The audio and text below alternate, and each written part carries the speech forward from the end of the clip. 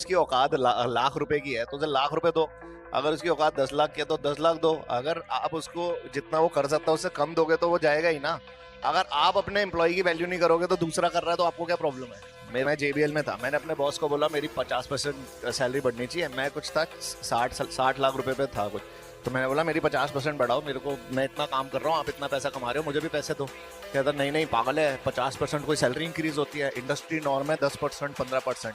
मतलब industry norm से company grow करी है, आपकी इंडस्ट्री 50% से करी है। कहता नहीं नहीं मैं नहीं दूंगा, 10% मैक्सिमम 15% दूंगा। मतलब चल मार्केट में मिलते हैं।